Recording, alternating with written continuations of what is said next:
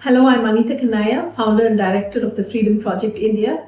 For over 20 years, I've been working at the front lines of human trafficking prevention and survivor rehabilitation across India. My journey began with grassroots intervention and rescue operations with law enforcement and has since expanded to systemic advocacy and policy work. At TFP India, we work directly with vulnerable communities, especially migrant children and youth, to prevent trafficking before it starts. We've pioneered interventions on child begging, forced child begging, and we're proud to be part of a state high-powered committee on trafficking advising the government. Our goal is to bridge the gap between policy and practice, ensuring that every survivor has access to justice, protection, and a future.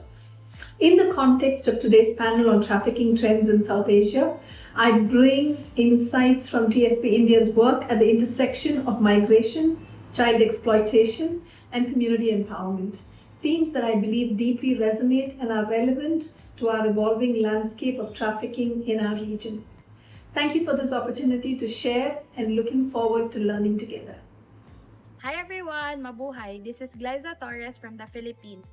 I am currently employed as a social worker and case manager at World Hope International, where we cater for the survivors of online sexual abuse and exploited children. As part of the advocacy of our organization, we focus on the reintegration of the children into their families and their communities. We also put emphasis on the involvement of the community, such as the government and non-government organizations and religious organizations. Apart from this, I am also invited in different agencies and universities to speak about the awareness of online sexual abuse and exploitation of children, not only in the Philippines but in the entire world.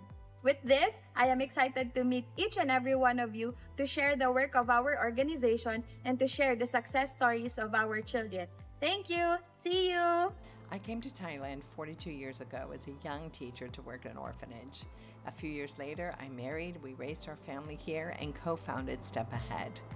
What began as microfinance has grown into strengthening families across Thailand so children grow up in safe, nurturing families, not orphanages.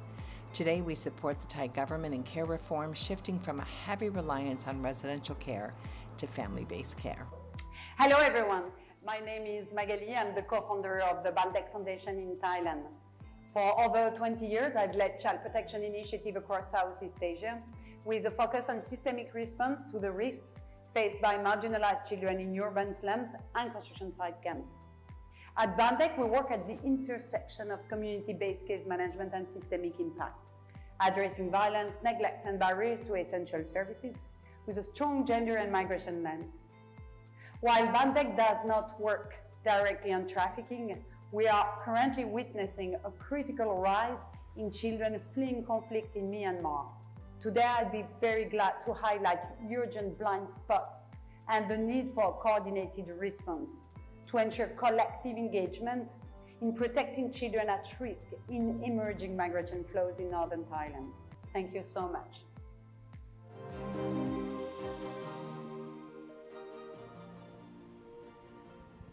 So good morning, and so you just heard the introduction of these remarkable people who are going to speak to us this morning about trafficking specific to children and some of the manifestations that they are working with. And I first invite Kimberly to. Good morning. It's so great to be with you ladies. I'm quite honored. I've been dying to meet you over there. It was fun. Anyway, it's an honor to be here today. Let's see if my notes don't slip off. Thank you for allowing me to share today about a hidden, urgent issue affecting vulnerable children across Southeast Asia, the trafficking of children into orphanages, and the harmful role that orphanage tourism continues to play in sustaining this practice. Most of what I will share today comes from my dear friend and expert, Dr. Kate Van Door, author of Orphanage Trafficking. Southeast Asia is admired for its generosity, hospitality, and rich culture. People from all over the world travel, volunteer, and donate to orphanages here. We have a responsibility to ensure that they do not inadvertently contribute to systems of child exploitation. Let me emphasize this simple but startling truth this morning. Studies show that 80% of children in orphanages have at least one living parent. In most cases, they are not abandoned or orphaned. They are separated due to poverty, lack of access to education, or pressure from institutions that promise a better life. But behind these promises grows a pattern of orphanage trafficking, which we must identify and take action to prevent. Orphanage trafficking is the recruitment, transfer, harboring, or receipt of children into residential care institutions for the purpose of exploitation and profit. Children are deliberately taken from families, often under false pretenses, and placed into institutions where their presence is monetized through donations, sponsorship, through tourist visits, and long-term and short-term volunteers. Research shows that abuse is rampant in residential care, not only from caregivers, but also child-on-child physical, sexual, and emotional abuse. This system is not a humanitarian response, it is a business model. And foreign involvement is a key driver of demand. Thailand is ranked 7th in the world for countries most reliant on residential care, with 135,000 children living in over 730 residential care institutions. 50% of those homes are not legally registered. One study shows how Chiang Mai and Chiang Rai alone bring in $40 million a year to support children in orphanages, mostly from the church in America. Here's one example. I've changed the name of the orphanage to protect their privacy. This model of trafficking prevention was found on the orphanage's website last week. This site is blocked in Thailand. Very interesting. Little red flag there, right? Blocked in Thailand. The founder told me that they do not want the Thai government to know what they're up to. I used a VPN to access it here in Thailand. This organization operates 14 orphanages in Thailand and 116 abroad. Let's look at their model. The orphanage identifies at-risk child before they are sold. Orphanage removes at-risk child. Then the child's family is educated about the sex trade. Child is placed in home to grow happy, healthy, and free. Orphanage repeats the process with other at-risk children in the village. Sex brokers leave because no more children are available for purchase. Child slavery has been ended in that village. I don't have enough time today to go into what's wrong with this white savior model, but I hope it will make you see that there is no mention of family preservation, family strengthening, community development activities to support the child to stay at home. On their website, they talk about how $120 US dollars per month goes directly to the child. What if that funding were redirected to family support services or provided an income generation grant for families to increase their income so that they are no longer at risk? Their website talks about all the volunteer opportunities to come and hug a rescued child. They want you to donate to start new homes. Thailand is a top global tourist destination, welcoming over 30 million international visitors in peak years. Many come not just to relax, but to volunteer, to give back, or to seek an authentic cultural experience in orphanages. Orphanage volunteering and visits are marketed as a form of ethical tourism. You'll find listings online for volunteer vacations, where for a few $100s a time, you can teach English to orphan children, help them paint murals, or just spend a few days playing and bonding. But here's the ethical crises. Children are not tourist attractions. Most visitors are unvetted. They're not trained in child development, trauma, or safeguarding. They stay for a few days, form emotional bonds with children, and then they leave, often without understanding the emotional damage they have caused. This constant cycle of abandonment and attachment creates deep psychological scars. Children who are already vulnerable develop trust issues, anxiety, and difficulty forming stable relationships. Furthermore, the flow of donations from tourists and volunteers create a financial incentive to keep children in institutions, even when reunification with their families would be the better option. While well-intentioned, these visits contribute to a harmful cycle. One, they create demand. The more tourists want to visit orphanages, the more children are recruited to fill them. They delay reform. Funding is funneled into institutions rather than into sustainable family and community-based care. They harm children emotionally. Frequent attachment and abandonment from short-term visitors causes long-term psychological trauma. And they reduce accountability. Institutions learn to cater to foreign visitors rather than meet child welfare standards. Let me be clear. Orphanage tourism contributes directly to child exploitation, and it is happening under our collective watch. The demand is international. The majority of tourists, donors, and volunteers fueling orphanage trafficking are citizens of mostly Western nations.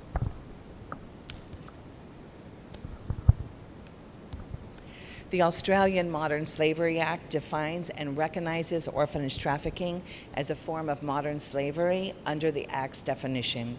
It clarifies that whilst orphanage trafficking is a form of modern slavery, orphanage tourism and child institutionalization are not. The U.S. TIP report acknowledges that orphanages, while often perceived as places of safety, can be fronts for human trafficking and exploitation. It's important to understand that harm does not end when a child leaves the orphanage. Data shows that many children, especially those that age out of care between the ages of 15 and 18, lack support systems, education, or family reintegration pathways. This makes them highly vulnerable to re-trafficking, including into some of Southeast Asia's fast-growing illicit economies. One of the most alarming developments in recent years is the trafficking of former orphanage residents into online scam centers. This is a form of post-institutional trafficking that exposes the long-term consequences of removing children from families and failing to provide them with stable, community-based care and connections that they need. So what can we do? One, we can have public awareness campaigns. Support campaigns that inform tourists, students, NGOs, and donors about the harms of orphanage volunteerism and child exploitation. We can discourage volunteers in orphanages. Use your social media to oppose orphanage volunteering. Work with universities and travel programs to eliminate orphanage placements. 3, we can recognize orphanage trafficking as a child protection issue. Urge your government to treat orphanage trafficking as a violation of child rights and align with anti-trafficking laws. 4, engage in policy dialogue. Advocate for funding for family strengthening efforts, transitioning for family-based care, support for therapeutic foster care and kinship care, stronger regulations of residential care.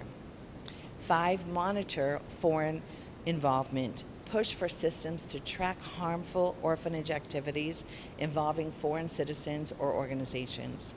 And lastly, support local organizations ethically.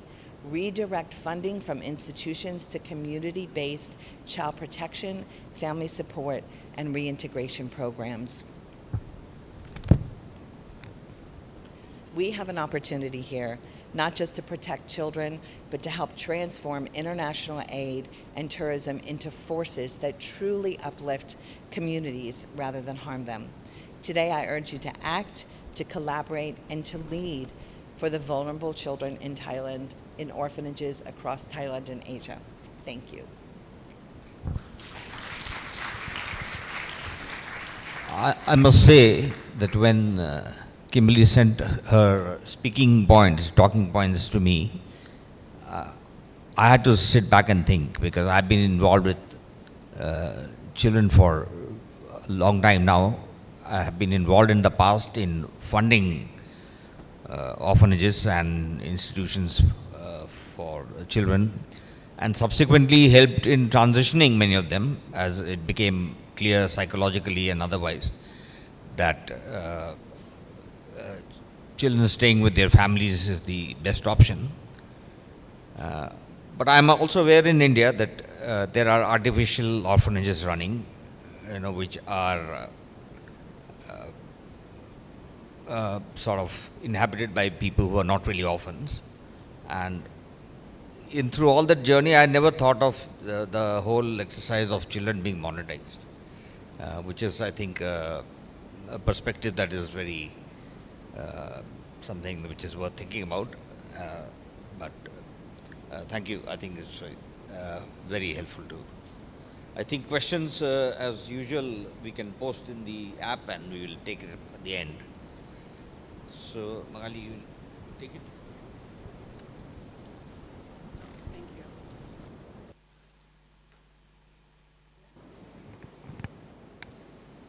Hello, yeah, maybe I need, yeah, please, thank you. Yes. So, first of all, I sincerely want to thank you, actually, for the Baan Foundation. It's the first time we attend to this conference. And I've been very truly inspired by professionals I've met who, with great sincerity, humility, and commitment, shared commitments, are combating trafficking and exploitation. So thank you.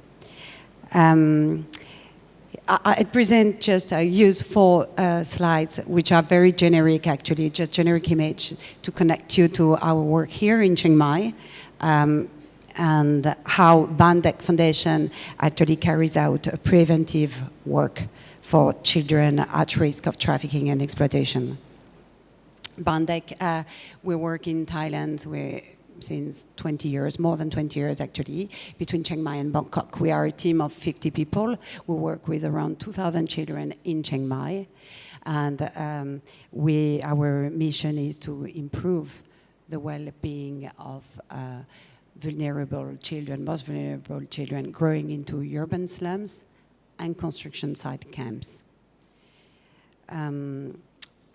Why construction site camps? Because in Thailand, more than around 15 years ago, maybe a bit less, 12 years ago, Thailand has seen a boom in its economic development around the construction industry. And here in Chiang Mai, we have seen so many construction site places. We said camps, it's settlements, where migrant families coming from Myanmar, Cambodia, and Laos, actually at that time, were coming alongside with their children to work in Thailand here.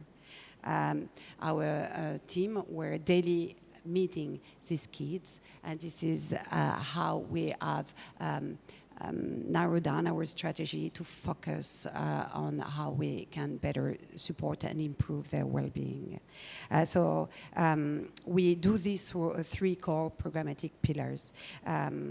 We, since the beginning of Baan, our DNA is really providing child protection services and robust case management processes. We connect children to public services here. Through a programmatic pillar 2, we empower families, as you were sharing, Kim, we strengthen family member, community member, so they became agent and change, and they support, through a peer-to-peer approach, they support children access to public services. And 3, we powered an initiative to build a systemic change in the construction sector in Thailand. How and why? Because a few years ago, who were daily dealing with these kids? Social workers here of the team. They are the frontline workers. And more and more they were working with these kids. More and more we realized they were developing a unique niche expertise in child safeguarding into supply chain of the construction. So from this starting point, in 2018, we met UNICEF Thailand and real estate developer leaders, construction companies leaders in Bangkok. And together, we have conducted a research study, Building Future in Thailand, and document to raise awareness about how these children were facing many challenges and lack accessing healthcare, education, and social service, social protection. On these findings, we have developed a framework for action with a list of very actionable and concrete recommendations to protect children's rights into their supply chain. This, I hope, resonates a bit with these last 2 days of conference because we shared, many speakers shared about these points. I think we are working still, we have worked and we are working in Baan to translate our grassroots NGO knowledge and experience into very practical tools to support companies so by themselves they can improve and take responsibility toward conditions for migrant workers and their children here. So since a few years now, we are also working with Ministry of Justice, Right and Liberties Protection Department, BMA, SDGs Move, Ministry of Public Health, Ministry of Labor, and many other networks. But through this initiative, we are also actively contributing to human rights due diligence efforts. We believe that the three-party collaborations is between civil society, government, and private sector is absolutely essential to our mission of reducing child vulnerability and preventing violations of child rights. So if I go with that. Yeah. So today, I'm going to be a bit faster, but I think it's very important today. I'm here to share that I want to bring the light on a very urgent needs that currently a few speakers already shared. Here in Chiang Mai, since the intensification of the conflict in Myanmar, we have witnessed social workers, frontline team workers, have witnessed a dramatic shift on the ground that demands our urgent attention. Children currently at high risk of trafficking and exploitation. Families are fleeing the civil war from Myanmar. They come across the border with their children. They they share with us, selling their belongings at the border. They come through 4 to 5 brokers, actually, up to Chiang Mai. And many of them share how they left behind children into shelters along their journey. Many children are traveling by themselves until Chiang Mai. And when we meet them on a daily basis right now, we meet many boys who were soldiers. We meet many young children already facing complex trauma, signs of complex trauma. We meet many pregnant women. Yeah, it's very shocking actually what's happening in Chiang Mai. When they arrive here, they're connected to informal networks, their family networks, and then they especially work into garbaging and farming, we found. And we really are extremely worried, so it's a real call for awareness here on behalf of our team that we absolutely need to respond to these critical and urgent needs of children at risk of trafficking right now in Chiang Mai.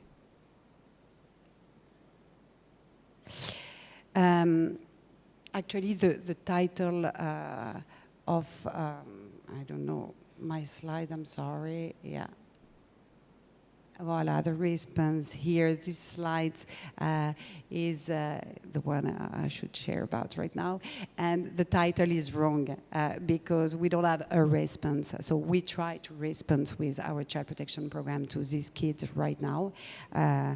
but we don't have found yet a response. What I can share is that through our child protection program, we have implemented, as many of you actually, very robust child-centered case management processes, trainings to support social workers in their case assessments and needs. But last year we provided 219 case management, and we daily meet way more children. And I know many NGOs and maybe NGOs at the border were sharing these last days about these needs. This is very impressive. Social workers are not only frontline workers, social advisors, social workers. They are skilled professionals who bring structure and accountability to every single case. Social workers are not therapists. Social workers are not teachers. Social workers are not lawyers. Social workers are the one, actually, that face daily with children at risk of trafficking and exploitation. The immediate counseling they provide, the action plans they design, the referral pathways they organize can be life-saving. So investing in social workforce is not an option, actually. We believe really it's the foundation of any serious child protection response. So in Baan Foundation, we collect a lot of data, guys, really a lot. So we are impact-driven data. I know all of you, it's a very key and essential topic. How do we and why do we collect ethical, reliable data? Last year, while we were starting meeting all these children fleeing the war, we asked ourselves, actually, are we truly capturing the data that's going to help us to identify and flag when the children are at risk of violence or exploitation? How we can use, learn, not only to monitor and evaluate, learn inside the organization how to better address these risks. So measuring, and you know very well, many of you are psychologists, therapists, measuring the prevalence and the nature of violence against children is extremely complicated, since especially that countries have developed and used own definition based on legal framework of norms, social different norms on acceptable behavior from children. Actually, we have decided this year to implement the International Classification of Violence Against Children that was released by UNICEF in 2022, together with many partners. And we have merged this classification to the case management process, so social workers can process their needs assessment while classifying the form of act of violence children are victims or at risk of being victims. This classification is extremely interesting. We're happy to share more if you want about, but this classification is based actually on description of acts rather than strictly legal definitions. Our team is actively working then to move from concern to evidence-based prevention for these children are at risk of high risk of trafficking. It's a call for action, yeah, of course. I mean, finally, Baan, I can share is part of very strong networks, working closely with many other partners, NGOs, working with local authorities. But it's absolutely not enough. Absolutely not. Currently, CSOs in Thailand are urgently in need of immediate funding to support families fleeing the civil war in Myanmar. This is essential so we can strengthen prevention, provide trauma-informed care, tackle the roots of child trafficking and exploitation. We must continue working together, raising funds, collecting reliable data, threatening our ability to raise awareness and immediately protect these children. Thank you.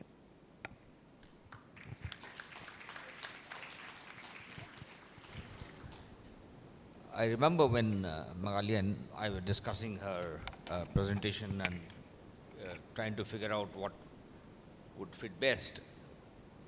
I was particularly interested to learn about her work in studying the trauma of children who are displaced due to migration.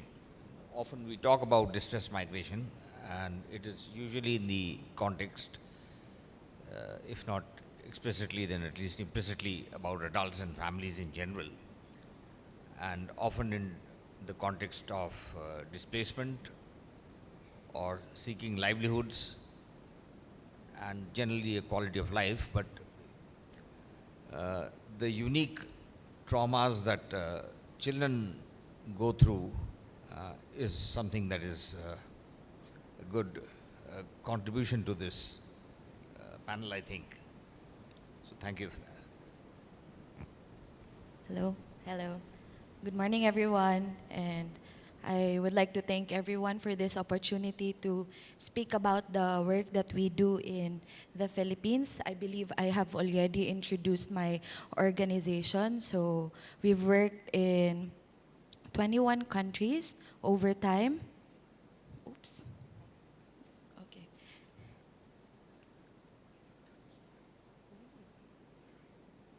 Can I send it now?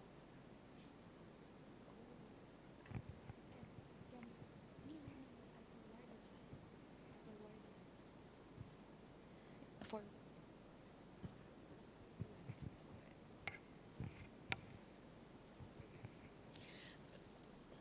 Hi, my name's Anita, and I spoke yesterday to a different topic, but thank you.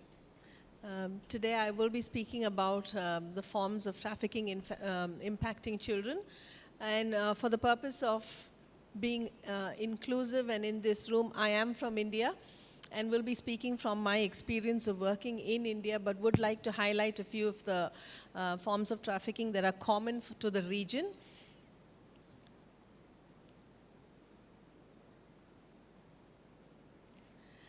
Okay, so covering all of these countries, like I mentioned yesterday, we're like covering 1/4 of the world's population, and that's about 2 billion people. And India, Bangladesh, Pakistan, Sri Lanka, Myanmar, all of these places have been in the news. We touched on a lot of these places yesterday. And the common forms of trafficking are commercial sexual exploitation, children who are trafficked for this, for child labor, and for forced marriage. Those are very common through all of the countries. But today I will be highlighting one form of trafficking that is not so common in all of the countries, but is common in a few of these. India, Pakistan, I think Bangladesh. All of you who have traveled to any of these countries would have seen a child begging. Somewhere in your travels, somewhere at a traffic light junction, you'd have seen a child begging. More common, you'd have seen an adult with an infant begging. I don't know if you've noticed, but most often the children will be asleep, especially the babies. And we are always on our way somewhere. And this happens at traffic light junctions. So we don't really have the time to pause and think, why is the child sleeping? Now, it could be morning, it could be the afternoon, it could be the evening. Any time of the day, you'll find the infant sleeping.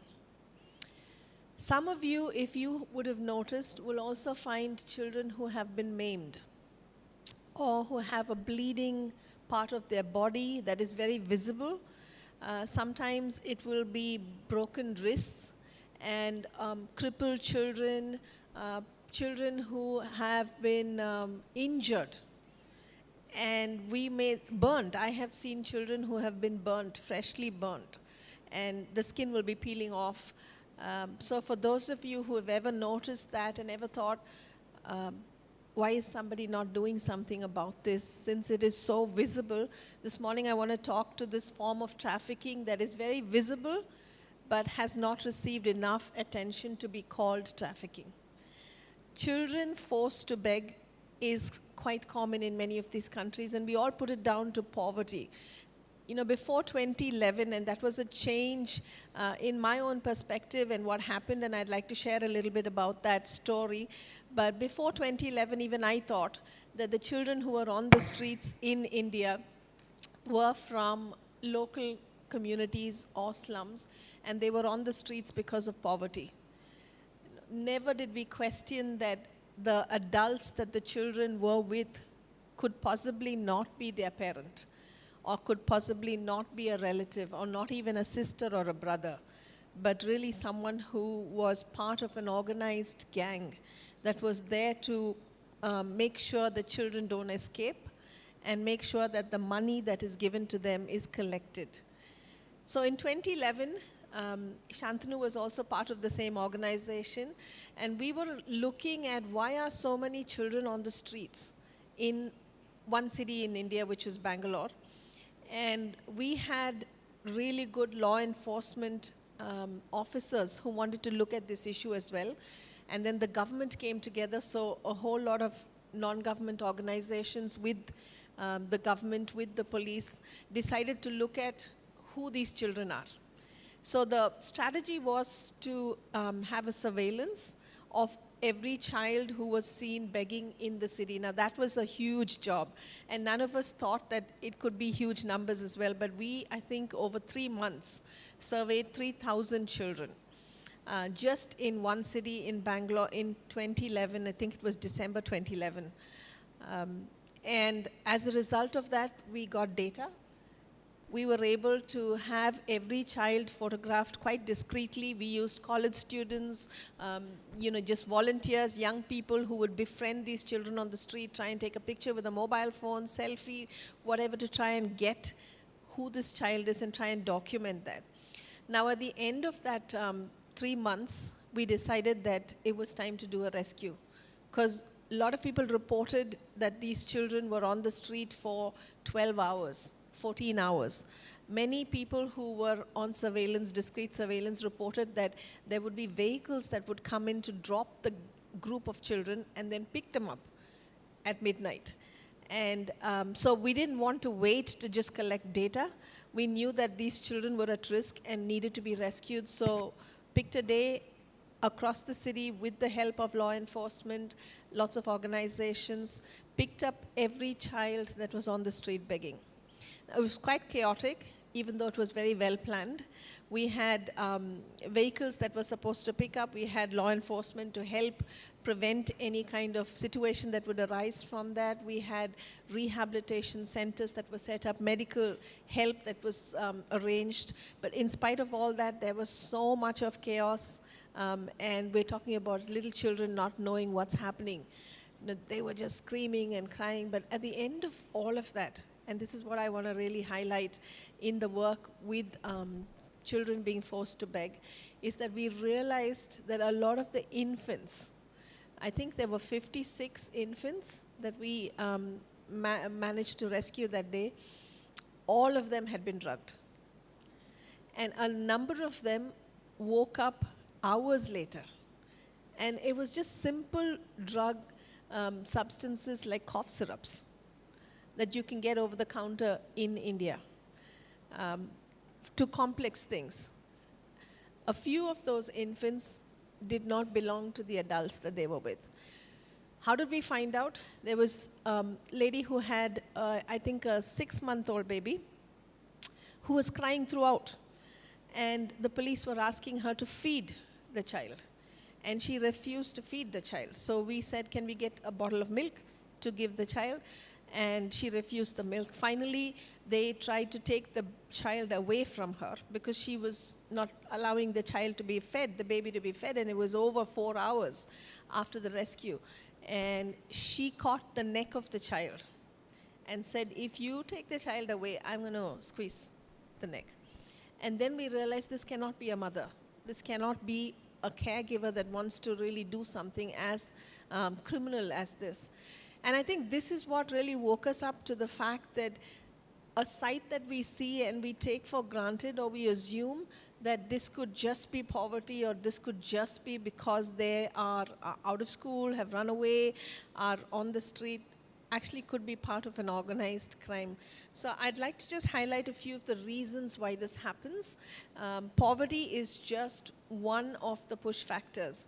But really, I think it's a systemic failure that results from law enforcement not knowing what to do. We have rules and laws. Most of the countries that this is prevalent in have laws that address particularly this issue, but trying to enforce those laws, where do you take these children? And there are hundreds of children begging, where do you take them when you rescue them? How long can you keep them? Traffickers often land up as parents or as caregivers. They have documents to prove that. And I would have loved to show a documentary here, but policy prevents me from doing that. But it is on YouTube, it is live. I mean, you can watch it. It's called A Handful of Dreams, and it documented this 2011 rescue of children begging. It is one of the best documentaries that is available on forced children begging, and it was documented as it happened. But because of being involved in something like that, you realize that this is possible. There were a parent couple that turned up for a 9-year-old girl, and they weren't her parents. But they had identity proofs, they had photographs that had been morphed. When later it was looked at, they had cut out the pictures and kind of put it, a photograph, posted it on an identity document and presented it as proof, but it was a photocopy, so you can't really make that out. But it was investigated and found out. There was a parent who turned up from another part of India with a 2.5-year-old picture of his son who had gone missing, but was photographed in the 3,000 children never rescued. He was part of a gang that was performing circus tricks on the streets, but we didn't manage to rescue the child during the actual operation. Societal apathy, unfortunately, is something that is one of the factors for why this continues. Like I said, we pass this site many times, every day sometimes, but never stop to think, what can I do about it? Even if we know what to do about it, we call a line that never gets picked. It's supposed to be a child line, helpline, but there's nobody at the end of that. Or you report it and the police say, can you come to the police station to give more details, and we don't want to do that. People don't want to be involved in something that requires maybe a signature, attention, your own identity documents being given, but it's a child's life at stake. Cultural and religious practices. In the region that I'm from, giving alms in most religions is something that is seen as good. And in many of the tourist places, you'll see this happening. And one of the reasons for this going on is because of this cultural practice or religious practice of condoning giving alms to children. Corruption is easier than compassion. And in many of these places, one of the reasons this thrives is because it is organized crime. There is a lot of money to be made in this. At the end of that rescue, when there were 40 children waiting to be released, there was a trafficker who turned up with cash in the police station and met one of our workers outside and said, please, can you call your head? We'd like to make a donation. But don't put any case against these children. So there is a lot of this that happens, and those are some of the reasons that I want to say, what can we do about it? Because it seems so hopeless to think that, yes, this is going on, yes, this is such a terrible crime, yes, there are stories that we all see and know, but how can we affect this positively, or what can we do about this? I think yesterday somebody mentioned that one of the best ways to prevent is education. If the child is not in school, on the streets, there has to be a reason. when every other child is in school, sometimes during summer holidays or school breaks, you see a lot more children on the street. But that's not one of the times that we're looking at. Education is one of the best ways to prevent this. So if we can, in all of our community-based rehabilitation, looking at working with families, looking at working with families who particularly are migrants or come from poorer communities, this is one of the ways that we can prevent, is to ensure that children have an opportunity at being educated, being part of some education program. A lot of training that is required. I think we are one of the few states in India that have come out with a handbook on trafficking, which particularly looks at forced child begging. And there is a complete, I can share that details, maybe we can share it in a link later, but it has all of the information that is required on how do we prevent, how do we intervene, what are the laws in the region that will help to enforce protection and prosecution of traffickers. How do we make sure that this form of begging is included in policy that is to do with trafficking? Because children begging, you have to say forced child begging, because otherwise children are seen on the streets for other reasons as well. They may be begging with family, but that's not the group we're talking about. The group that we are talking about are the most vulnerable, who may not belong to any of the adults that they are with. How can law enforcement and social services respond faster and with more accountability? I think that's something that we really need to look at, because a child that's begging at a particular traffic light junction, by the time you report it, that person is missing from that place. By the time law enforcement reaches that place, they're gone, because they've moved, the traffickers are more alert, this crime is always evolving. What role can civil society and faith-based institutions play to dismantle this exploitative process? Because a lot of it is to do with compassion and pity and giving of the alms or giving of the money that kind of perpetrates this. So how can we respond in a way that is mature, that is long-term and protective of children? And I think finally, what can regional cooperation do? Because a lot of this is across the region, across borders. How can we work together to ensure that our children are being protected all across? Are there best practices that we can share? Are there laws that we can advocate for in another country that is working in a country in a similar region? So I think, yeah, that's it. And happy to take questions on this, because this is a visible but not so much discussed form.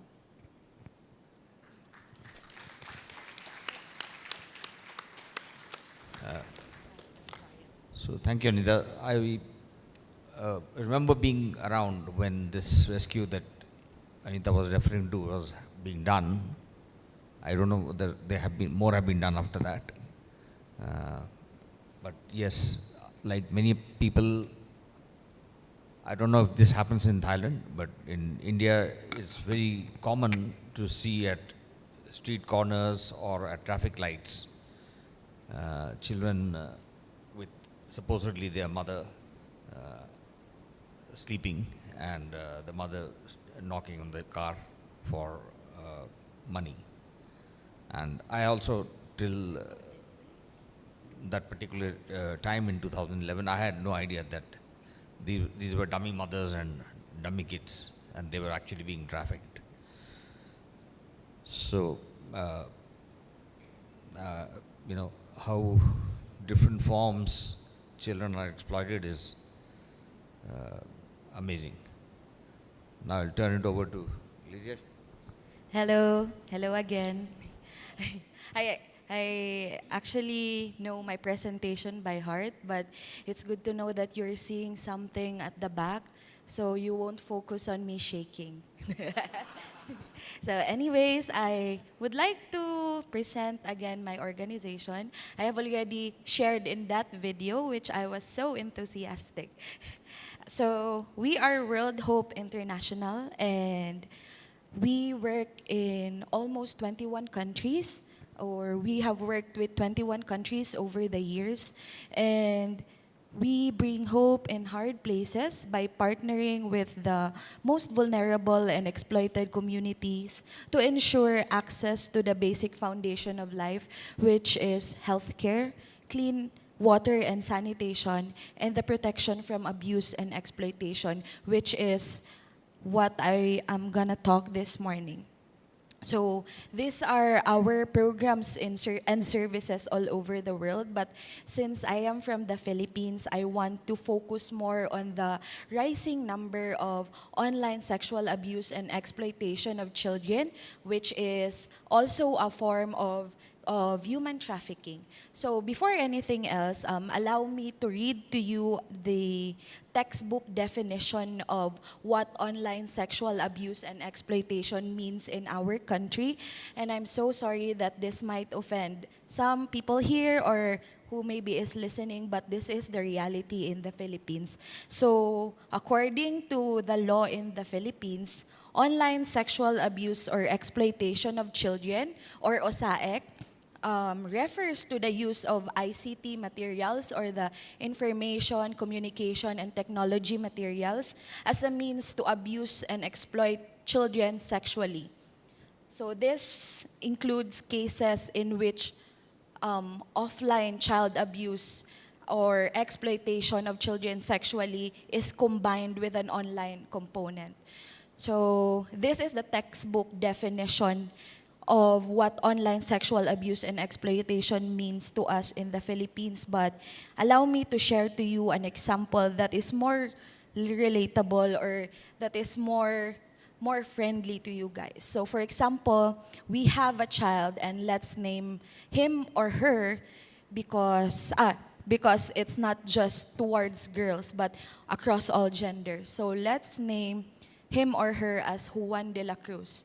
Juan de la Cruz has a third-party person, which we consider as the pimp or the producer of this child sexual abuse and exploitation materials. So most of the time, we thought that it's syndicates, organized syndicates in the community, but most of the time, unfortunately, it's their family.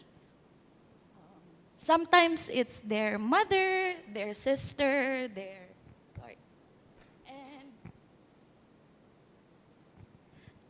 and then the customers, I'm so sorry to tell you, but not all, but most of these customers are people from Western countries. So if you ask why, we are the main producers of this child sexual abuse and exploitation materials in the world. I think over the years, we have ranked 1 and 2, especially after the pandemic. So you may ask why. Because for one picture, sometimes it costs $50 to $100. You may say that it's just spare change or it's just coins for some people, but for the people of the Philippines, sometimes it's the earning of one family of 5 in 1 month. So that's something big, right? Especially if you're just gonna take a picture of your child. So most child, they don't know that they're being abused.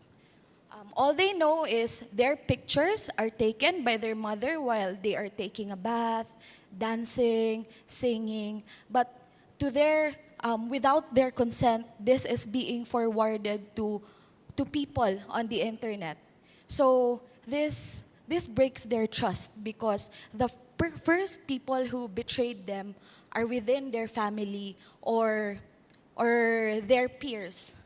So that is the status of online sexual abuse and exploitation in the Philippines. Okay. So in the Philippines, we are a group of, we used to be 15, but a lot of people resigned. So now we're just 11 in the team. And we are operating in 6 regions. We are operating in National Capital Region, which is where Manila is situated. We are also in Region 3, Region 4, Central Visayas, Western Visayas, and Eastern Visayas. But We have also expanded with our child sponsorship in 2 regions in the Philippines where we send indigenous people to school as part of our prevention because it's better to put children at school. So the Commission of Human Rights in the Philippines, they released a report in February of this year stating that in 2019, there were 400,000 cases reported in the Philippines. During the pandemic, it tripled into 1,200,000 cases in the Philippines. But in 2023, it doubled to 2,800,000 cases. Please take note that it is just the reported cases. There are so many unreported cases because these children, this family, they do not know that they are exploiting or abusing their children. It's in 2025, in late 2024, this is where I started getting referrals from our partner organization in the Philippines. This is where I get the referrals, where the children are the one who are reporting to the police.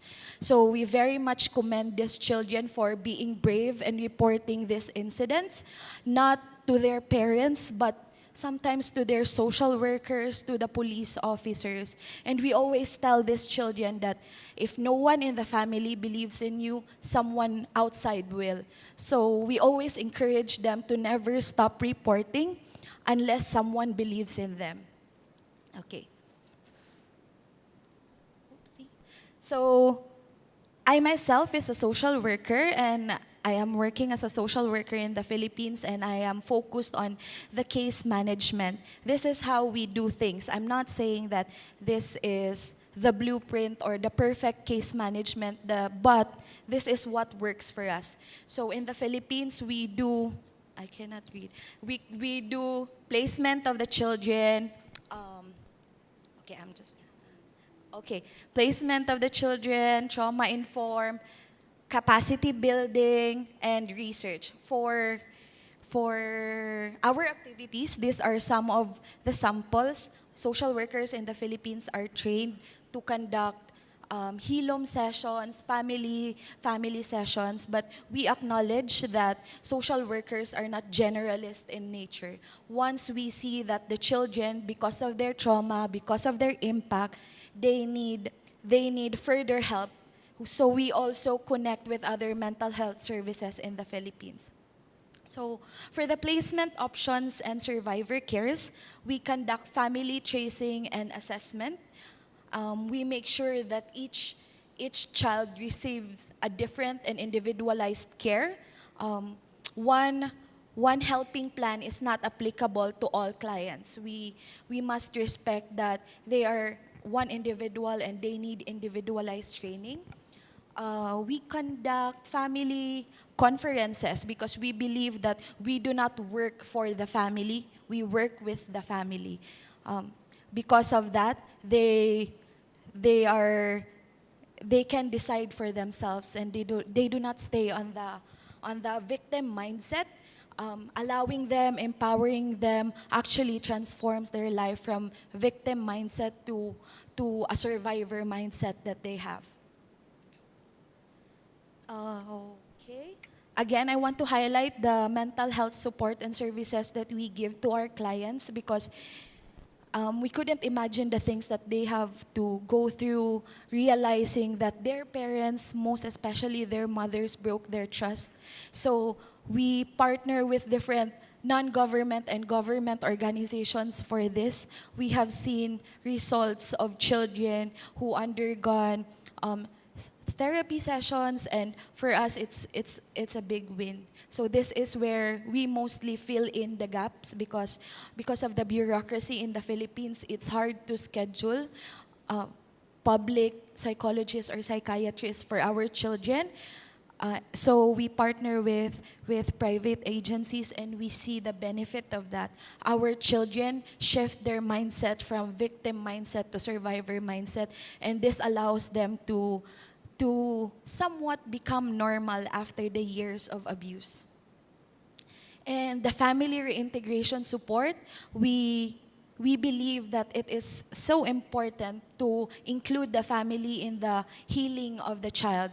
This is the holistic approach that we do, and most of the time we include the community, making sure that the children are not bullied, because most of these photos and videos are even uploaded online. And we make sure that the community understand that this is not the fault of the child. The child is merely a victim of the circumstance that happened to him or her. Also, we give a family reintegration support. I skipped that part, where we provide livelihood assistance to empower the family, educational assistance for the family, medical assistance, and mental health services to the family. So as you can see, since 2018, these are our numbers.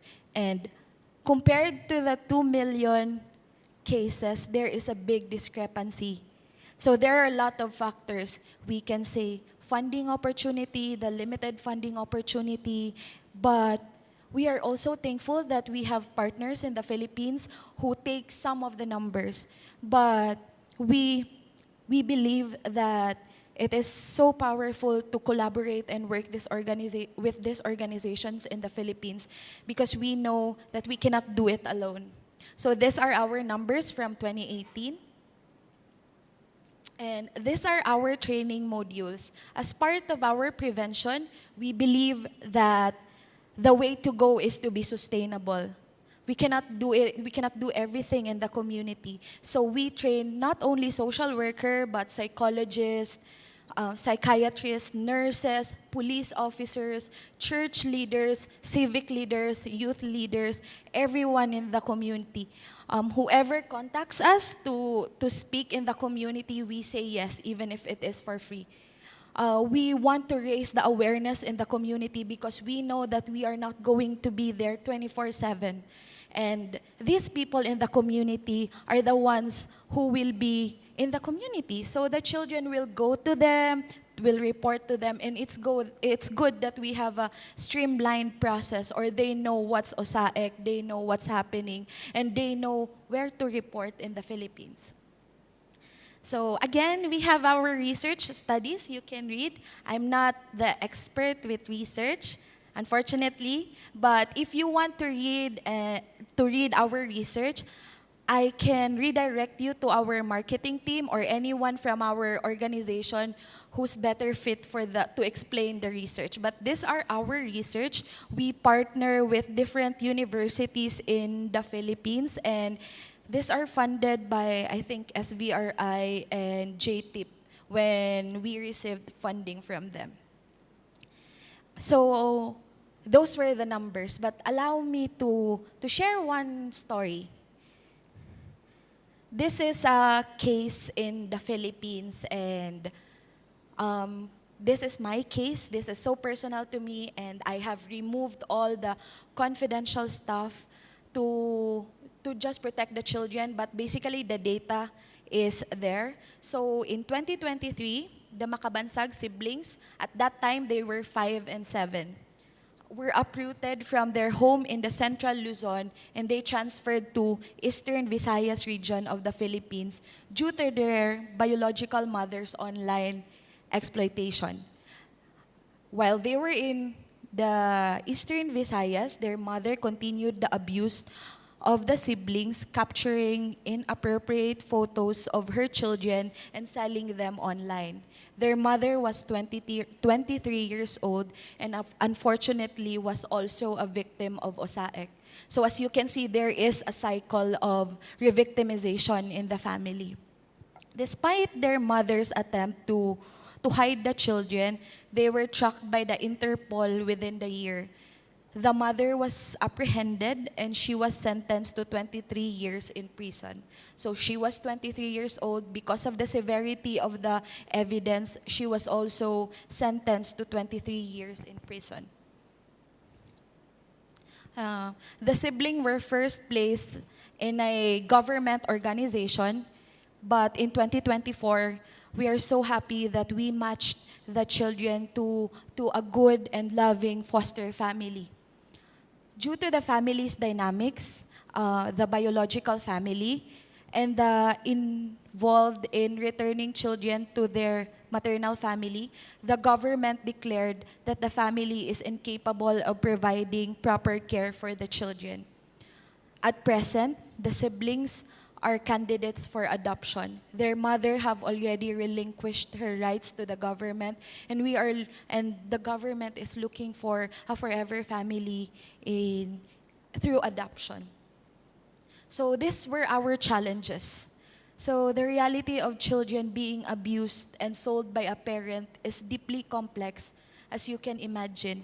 The children love their mother, trust their mother, miss their family, and struggle with the concept of abuse, guilt, shame, and blame. But these children didn't know that they were abused.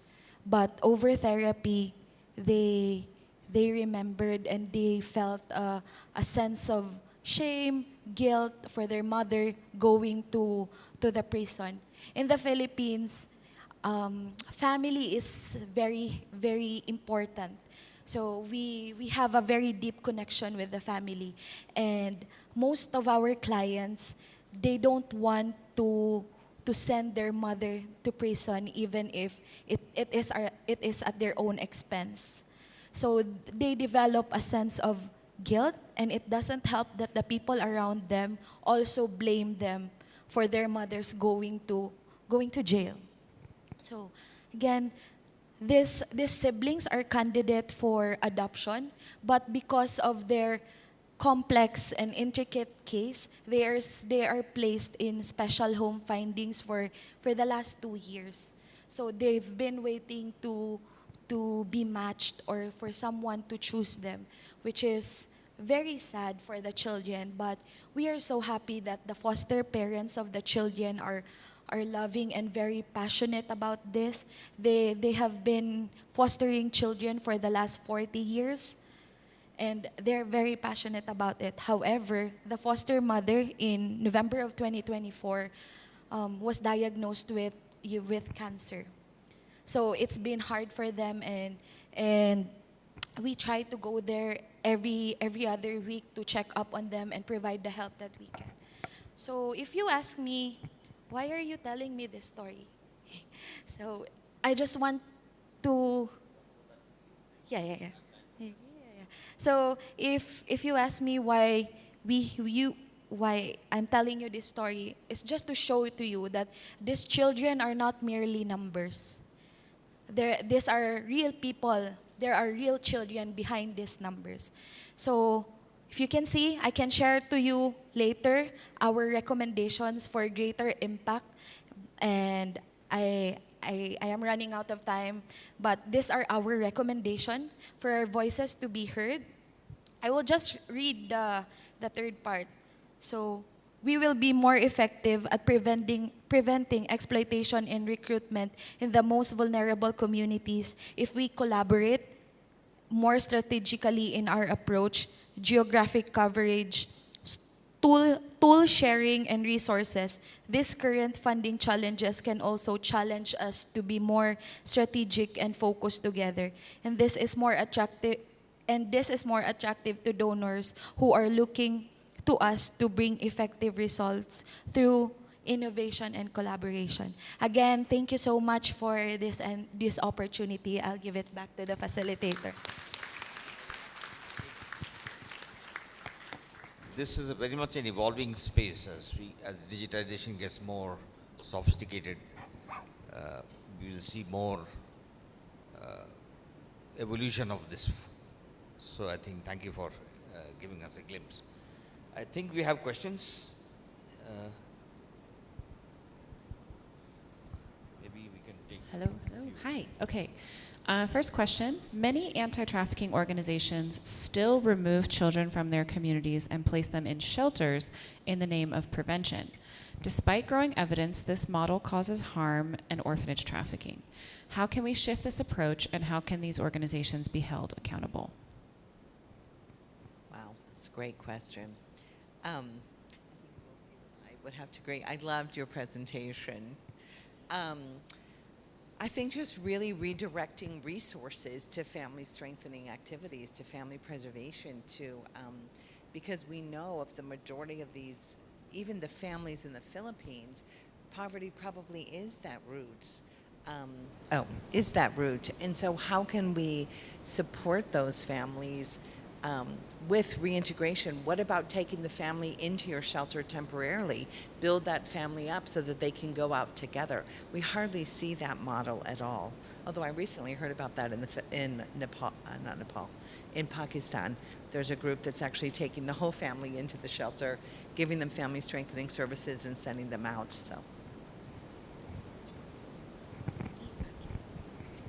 Okay, so for me or for us, we undergo this process of being licensed in the Philippines, and for us, family is very important. That is why we developed a tool for the family. We are on the reintegration side, so we receive these clients at the latter part of the abuse.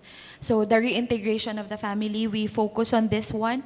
We are trained to conduct healing home sessions and family interventions. So that is what we really focus on. That's it. Thank you. Yeah, oh yeah, we have more.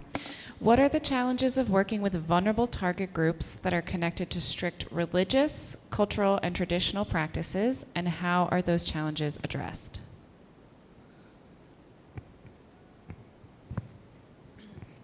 I mean, I can share a little bit from the part where I was referring how we are piloting the international classification of violence against children. I think here, what's interesting again with this classification is that case managers can really look at the act of violence and the harm is creating on the psychosocial development of the child, rather than by framework, legal framework, cultural belief, etc. Really looking at how the child is presenting signs and symptoms of trauma. This is a tool that we are finding very efficient in our team. We have a pluridisciplinary team, very cultural, from social worker from Myanmar, from Thailand. We used to have social worker from Cambodia, and each of us, I'm from France, each of us, we have our cultural belief. We are migrant, I'm a migrant here. We are migrants, we have expectation, we have understanding of the violence definition that are organized. But I found here being strengthening child protection processes and case management processes really child-centered on his experience in front of a fact, is that unwanted from him, is that a deliberate fact, is that a recurrent incident. These are key elements through this classification that I think are very key actually to these processes.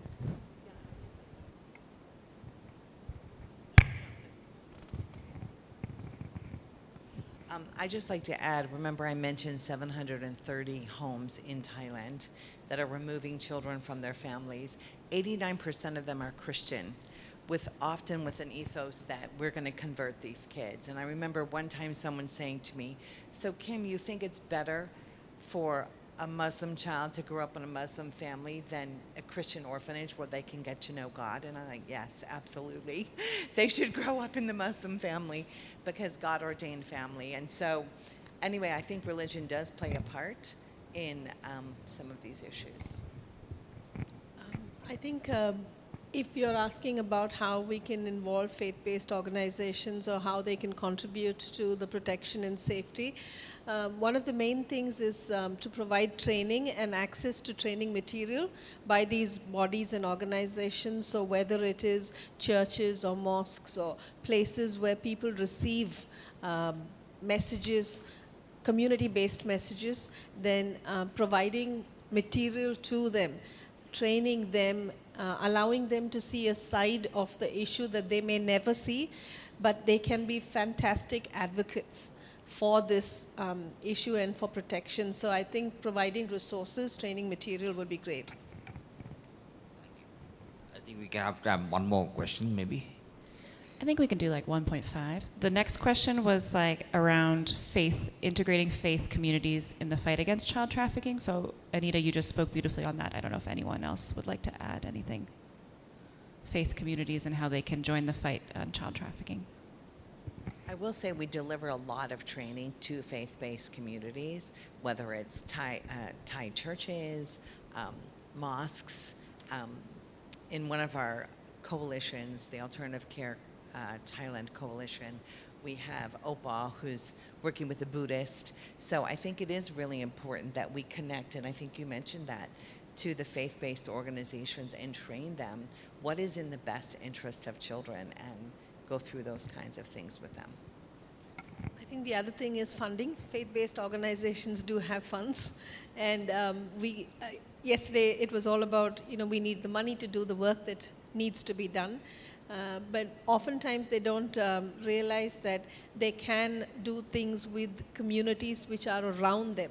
So if a particular faith-based group is based in and around a community that could do with some awareness, some kind of help with support of education programs, then these can very well be given to these groups to consider funding. Okay, final question. Is there a way to identify legitimate orphanages?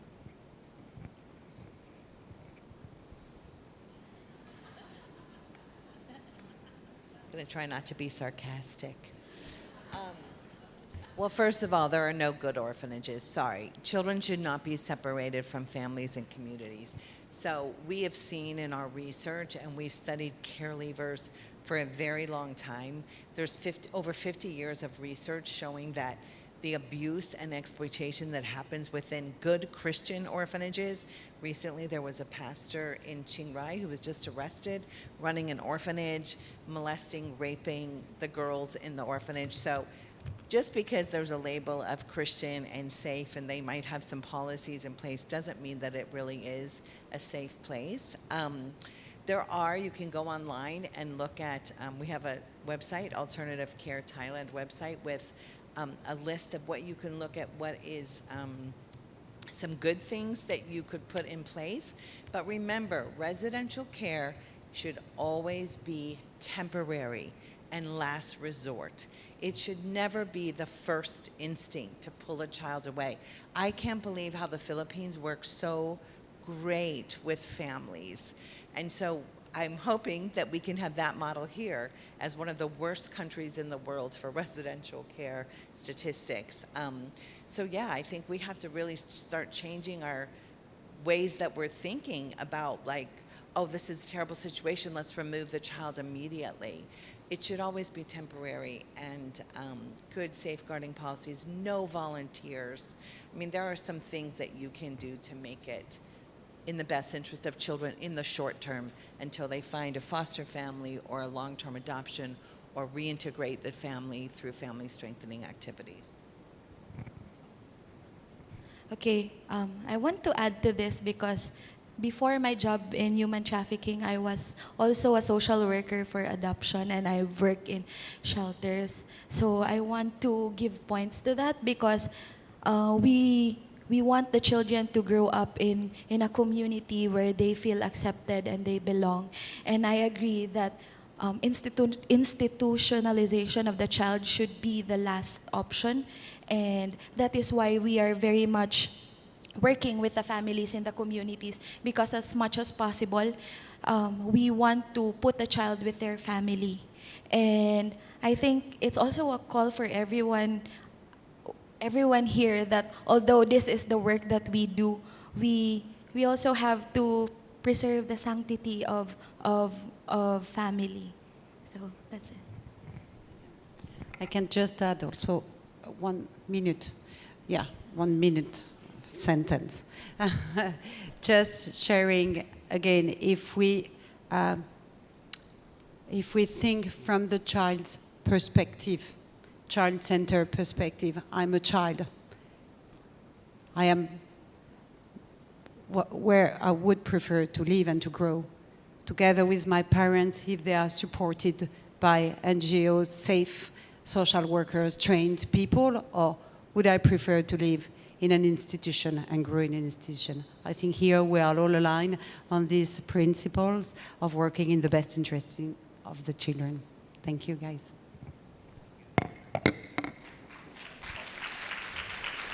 Thank you so much, you guys. That was incredible. Before we go to break, I asked Joe to pull something up on the screen.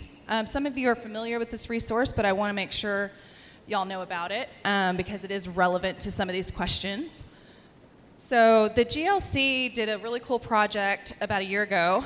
I think there were 13 people from 9 countries that worked on this for about a year, putting together ethical anti-trafficking practices, guiding principles for faith-based organizations.